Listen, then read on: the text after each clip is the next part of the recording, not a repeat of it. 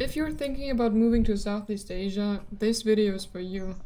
I'm not here to sell you a dream or scare you away, I just want to give you the honest reality of what it's actually like, so you can prepare properly. Because moving abroad is amazing, but it's also challenging, and the more you know upfront, the better your experience will be. Let's get into it.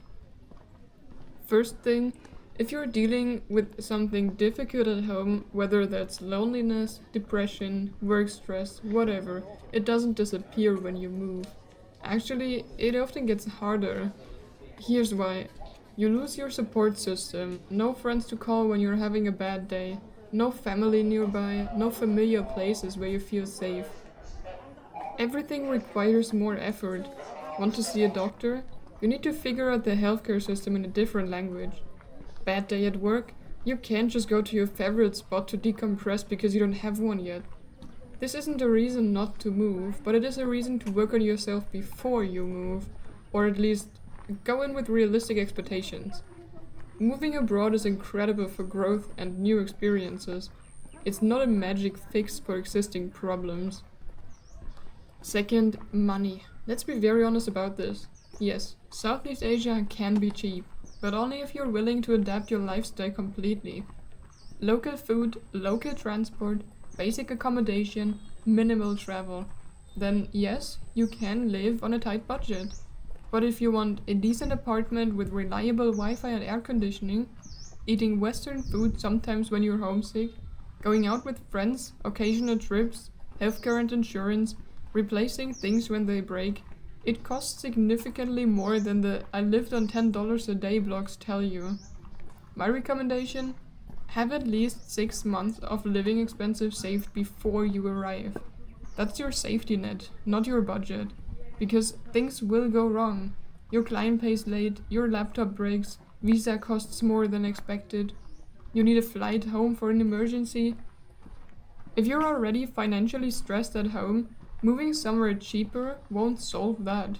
You'll just be stressed in a different location. Save properly first, then move. Your future self would thank you. Third, the language barrier is a much bigger deal than people realize. Even in places where everyone speaks English, they don't. Everyday tasks become complicated. Banking, healthcare, getting a SIM card, dealing with landlords, ordering food, asking for directions. And beyond the practical stuff, it's isolating. You can't have spontaneous conversations. You miss jokes. You can't fully express yourself. You don't need to be fluent before you arrive, but learn the basics. Hello, thank you, excuse me, numbers and prices, basic questions, how to say I don't understand. It makes a massive difference, not just practically, but for your mental health. People appreciate when you try, even if you're terrible at it, and it makes you feel less like a tourist and more like you actually live here.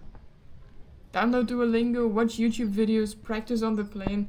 Something is better than nothing. And last, making friends abroad is genuinely difficult.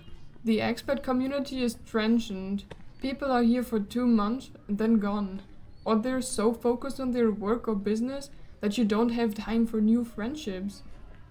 Making local friends has its own challenges.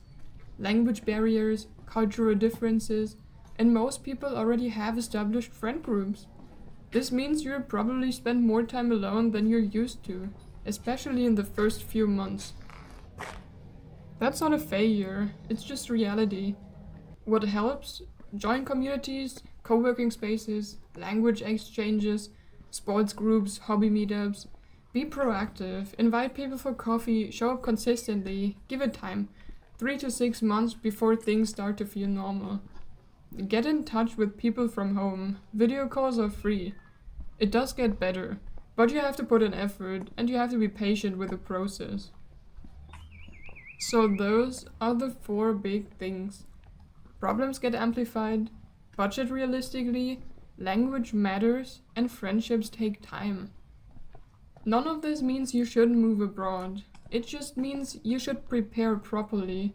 Do your research, save your money, be honest with yourself about what you're walking into. Because when you're prepared, moving abroad goes from overwhelming to manageable. And it really is one of the best experiences you can have. Alright, that's it. If this was helpful, let me know. See you in the next one.